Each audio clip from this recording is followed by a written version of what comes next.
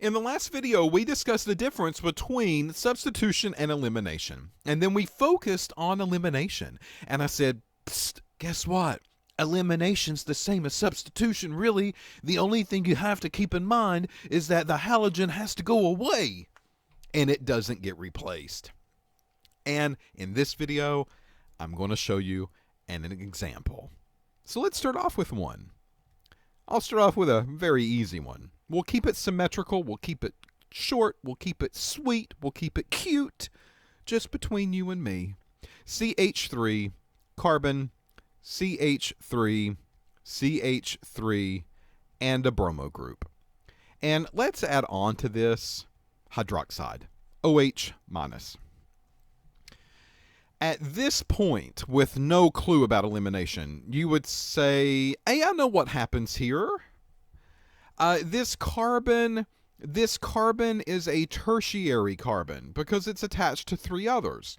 So it can't really cheat. There's too many neighbors around it. But it can undergo SN1, which means that Br will go away first. Carbon ends it and says, it's not working for me, go away. And that bromine says, all right, fine. A carbocation forms. A carbocation could shift. It's not going to shift anywhere. All of those other choices are primaries for it. It's going to stay where it's at. And then what we end up with as a product is going to be that same reagent, but this time an OH that's here instead of a Br that was there at one point, right? So that's what we would have said. Now that we know substitution, now that we know that that works, we would say, hey, here's your product, and there you go. Okay, well, that's great. And that's still an option. That still happens. That's still a product of the reaction.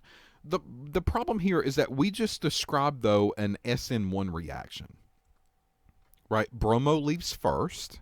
Carbon sees one thing at one time. It doesn't cheat.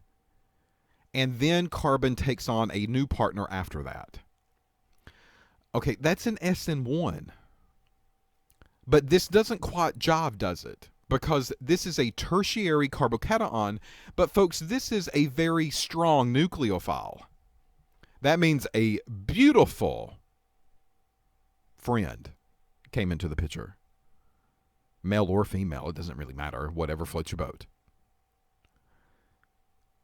And that beautiful friend comes in and says, I am here, I am to stay. Carbon, you got to make up your mind. So carbon leaves bromine behind, becomes single, no carbocation shifts happen, and then OH goes onto that carbon spot. The problem is that this is not the ideal scenario because we said for SN1s to go on, we want carbon to take some time. We want carbon to kind of be alone for just at least a split second before hooking up with somebody else. So we want poor nucleophiles if that is the option. But here we do not have that.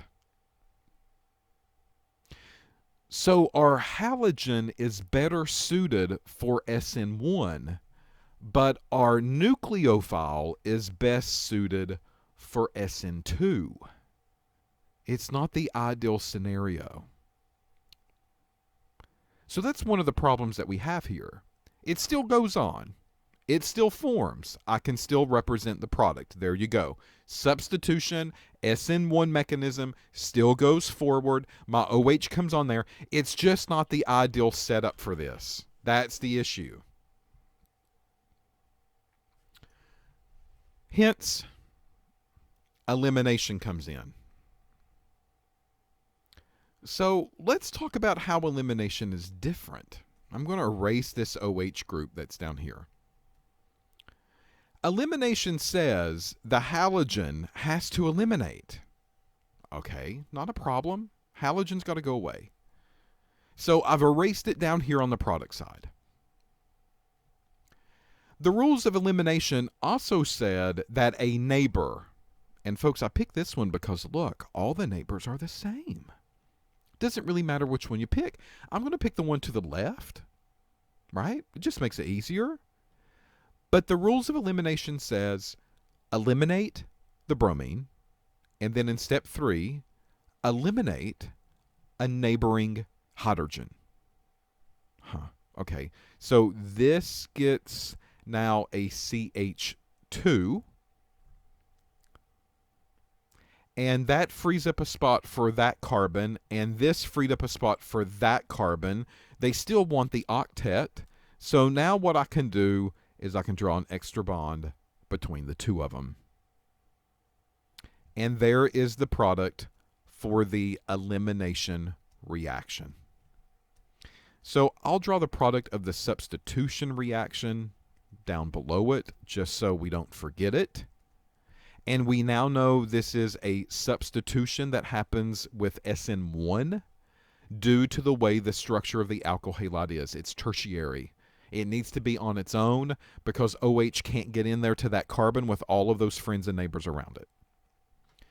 But we don't quite know yet what route elimination has happened.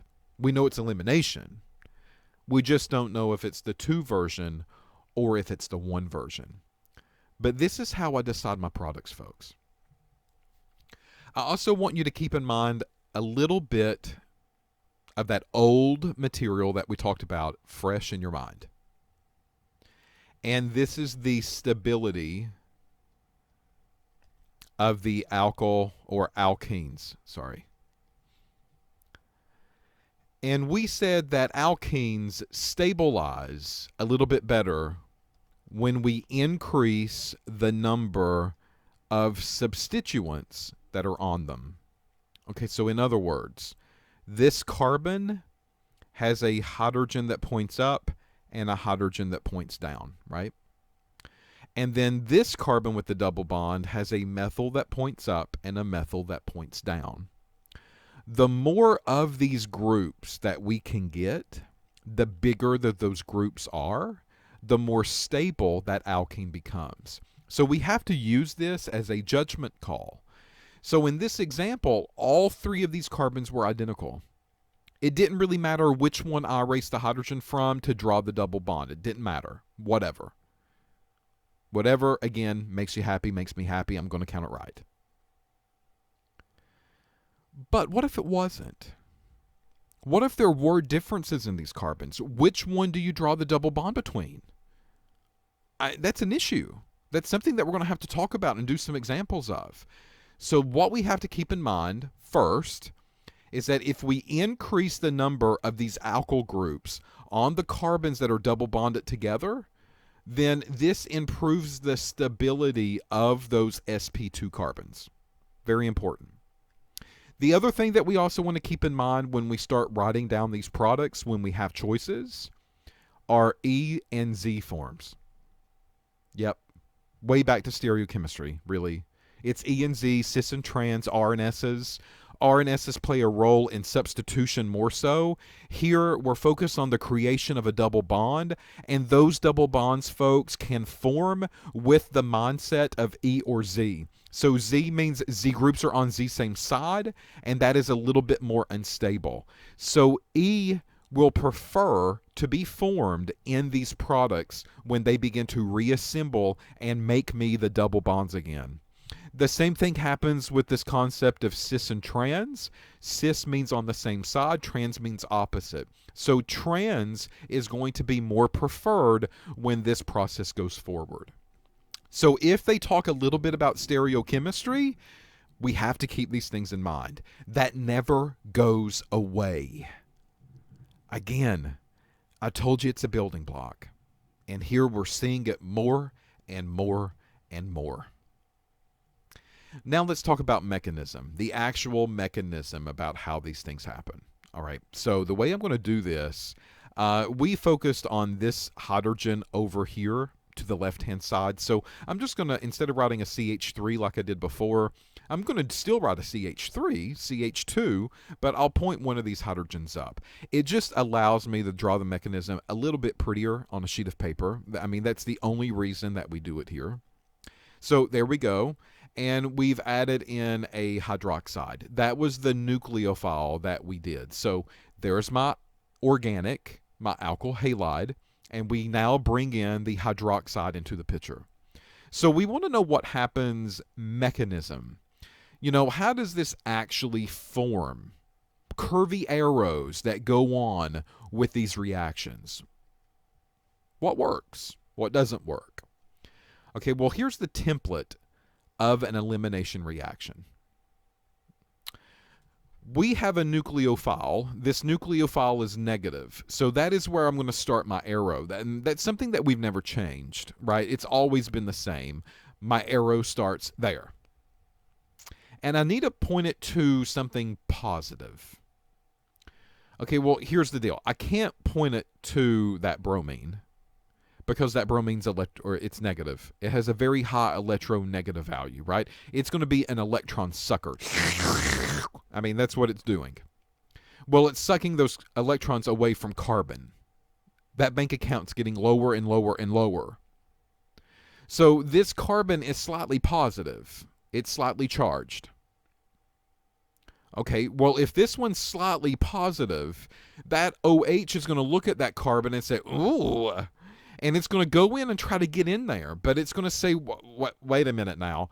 I can't really go on the back side here because that bromine is there and it's got a lot of dots around it. It's got a lot of electrons around it. I can't go in that direction. I'm going to have to sneak through the back door.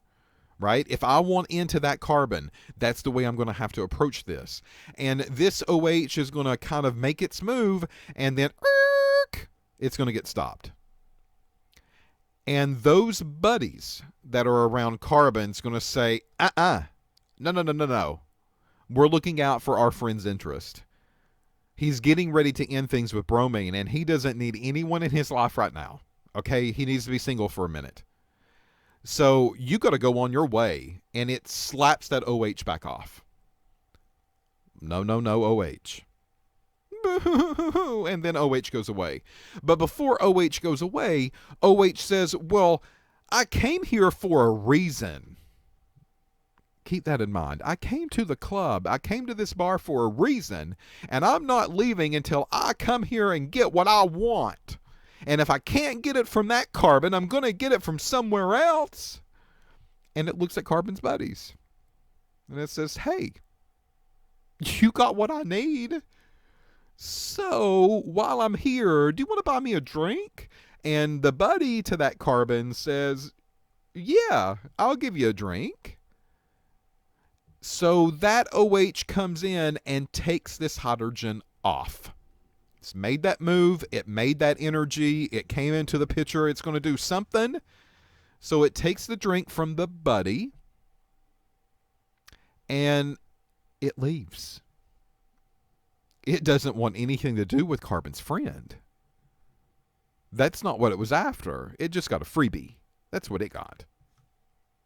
So this hydrogen, once it was ripped, well, what do these electrons do? Well, the electrons of this bond are now freed up. Those are negative. Oh, these negative electrons right next door. I've got a friend that's getting ready to break up with its partner, and that's already slightly positive. So what do you think this negative area is going to do to the slightly positive area?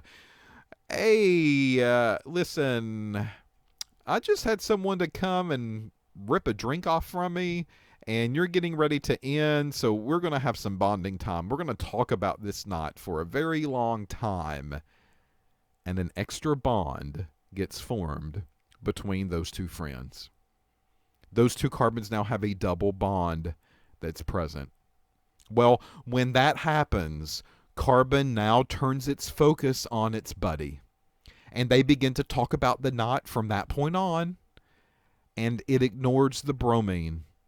The bromine that came to the bar and the club with them. That bromine now takes those electrons and it walks out the front door and it never comes back.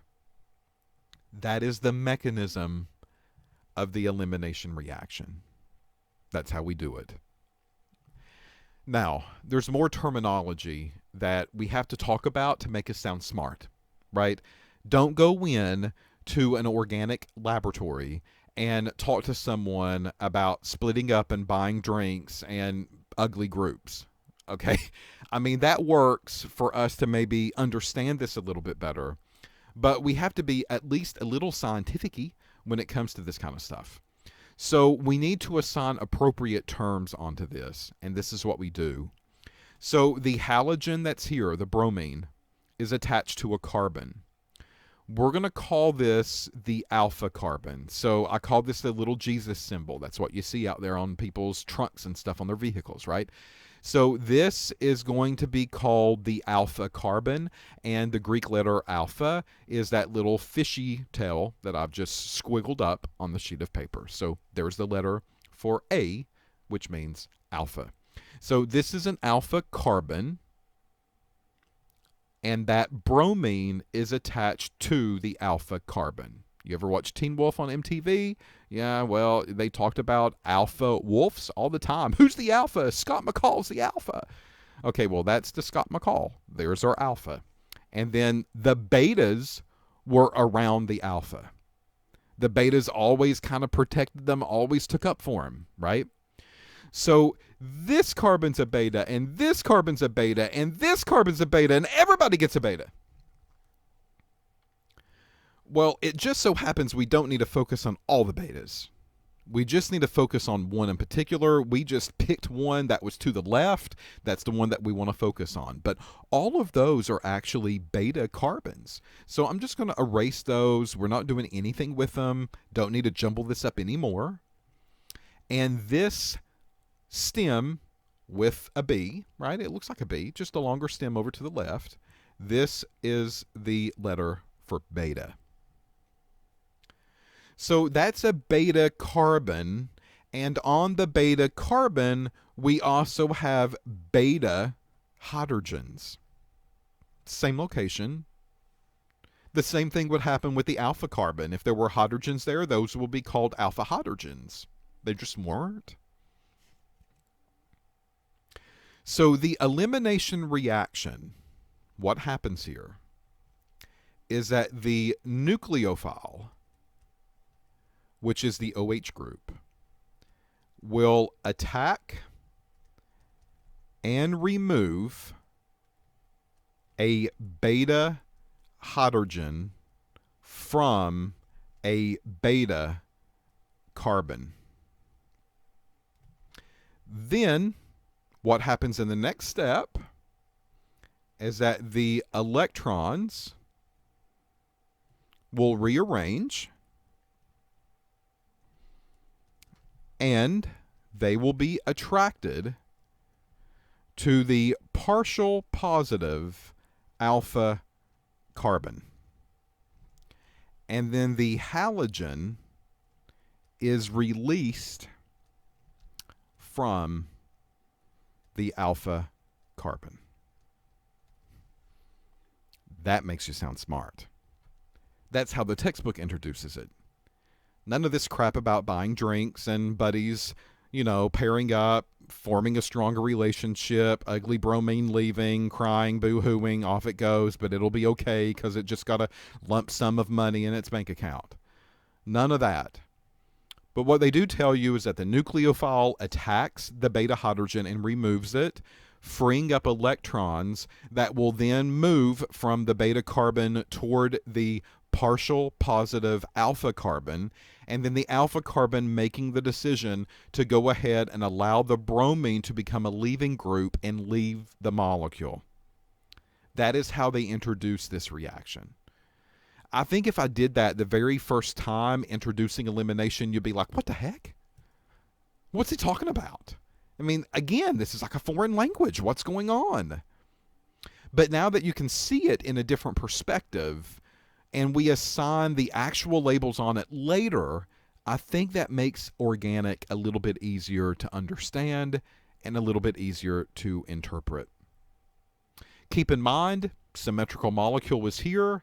So when this process happens, we always want to keep in mind, if you have a choice on the beta carbon, you want to choose one with the number of substituents going up. And you also want to draw these products, if they request, in the E form or in the trans form. because that's going to be more stable than the others. All right. If they don't use the word nucleophile here, folks, sometimes they'll use the word base. Back in lecture 1, do you remember the definition of a base? Well, an acid was a proton acceptor, a base, or a donor, and a base was a proton acceptor. Look at what this did. This nucleophile, aka base, went in and accepted a proton.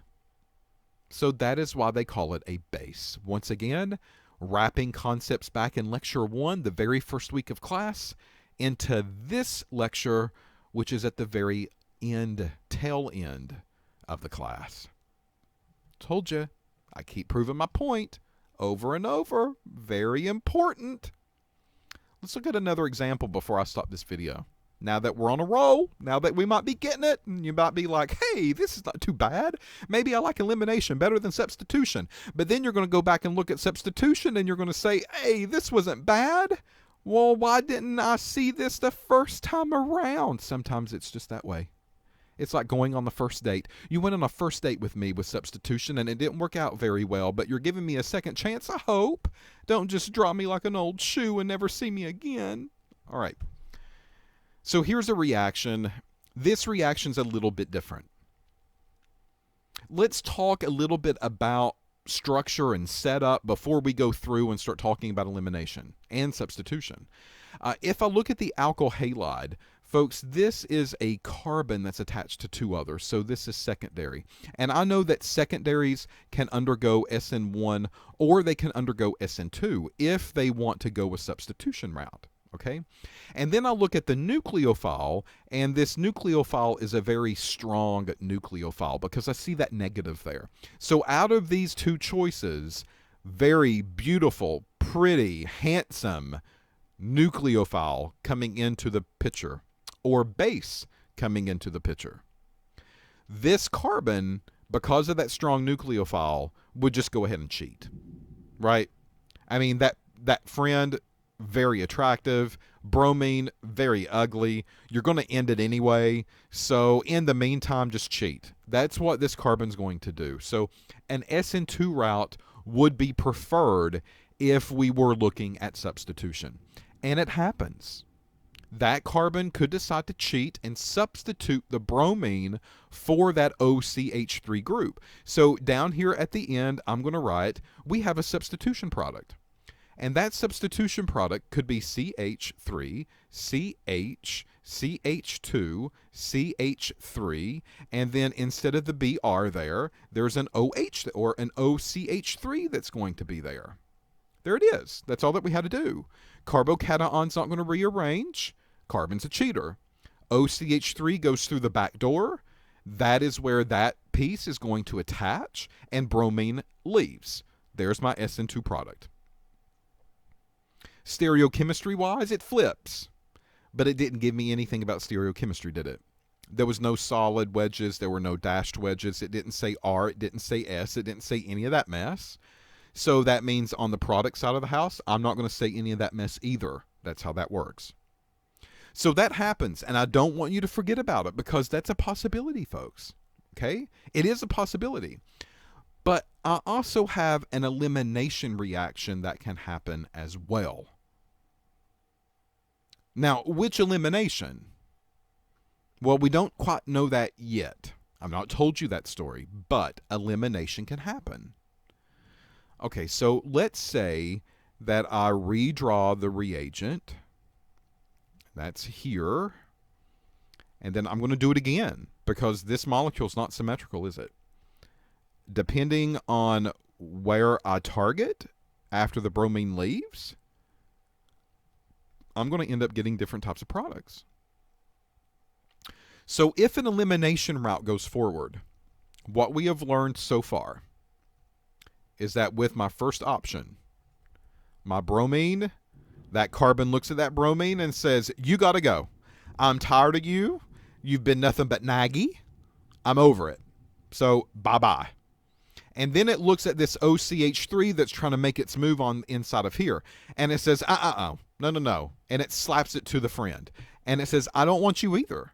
I mean, I know that you're attractive and all, but that is not what I want at this point in my life. I'm going to have to be single, and that and a buddy begin to talk about the night. They begin to talk about all the horrible and great things that night might entail from that point on. If that goes on, then this OCH3 group is going to look at a neighbor and says, okay, I came over, buy me a drink, and I'm gone. Which one does it do it to? Well, there's a couple of options here. I'm going to draw both. If I go to the left-hand side and get rid of one of those hydrogens and form the double bond here, or I can go and get rid of that bromine, get rid of that bond, and I can target this side, and I can form the double bond there between those two friends. It's not symmetrical, so these two molecules are different. I can name these molecules. Look at this, review of Module 3. 1, 2, 3, 4, and maybe Module 4. 1, 2, 3, 4. So this is a 1-butene can be formed. And this is a 1, 2, 3, 4. But it's a 2-butene that can be formed.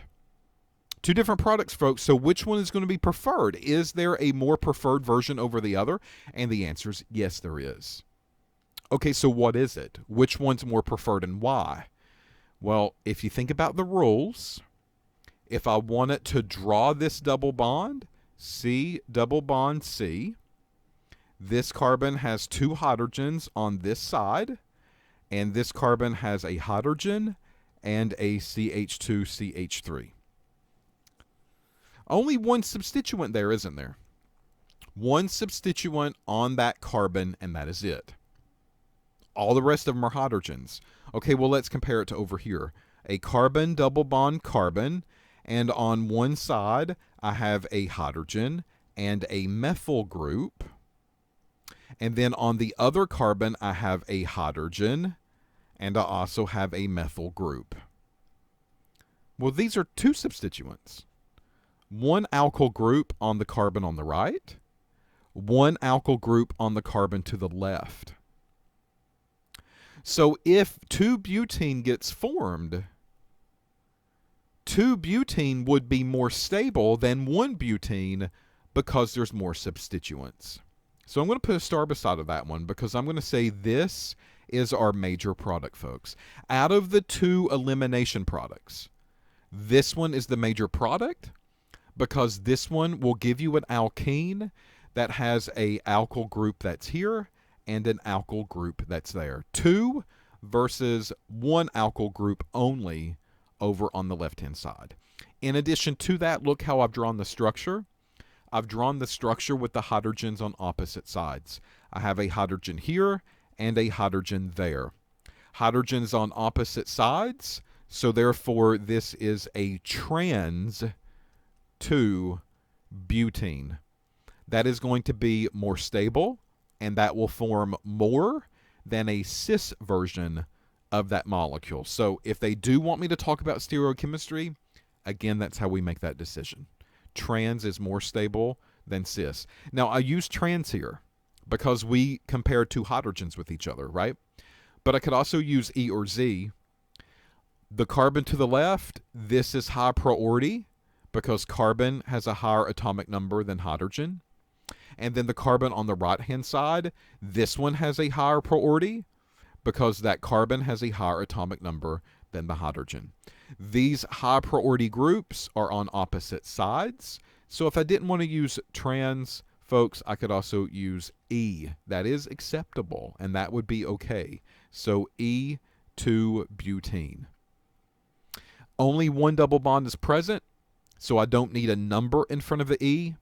But if you wanted to, you could also write 2E, and that would also be accepted. You're just ensuring that people know where orientation is happening, and that's on the second carbon in. So the second carbon is where that double bond is at, and on that second carbon, that orientation is a E position. All of that review. Look at this. And then I can go and name the substitution reaction down here, or product down here at the bottom. 1, 2, 3, 4.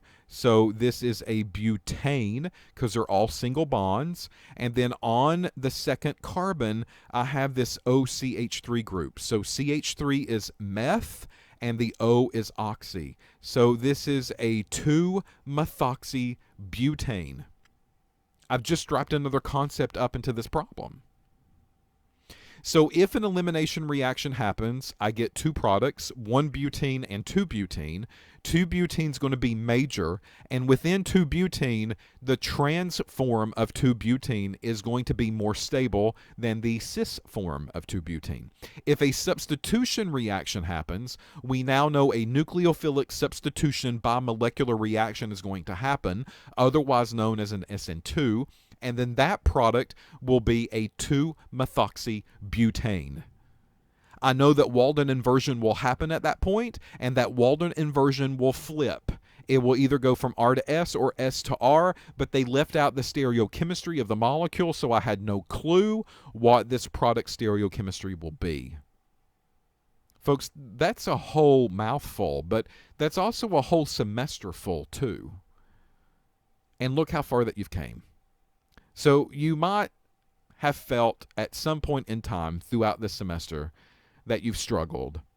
You've grasped one concept a little bit better than others, but you've made it this far. And look at what we just did. Once more, if I did this on the very first day of class, would you have been able to understand any of this? And if the answer is yes, then you didn't need to take the class. If the answer is no, but you were okay with those few sentences that I've just jumbled off that sounded like a foreign language to somebody else that's never taken organic, then folks, you're doing your job. You're learning organic. You might not be an expert at it, but no one's asking you to be an expert. I know it seems like I'm doing that sometimes, but just bear with me, because in doing that, I've led you up to this point. Okay, so that's where I'm stopping this video. In the next video, we're going to continue on. We're going to keep talking about elimination. I'm going to still weave in substitution when I can. And we're going to have to learn how to figure out whether E2s or E1s happen with these molecules.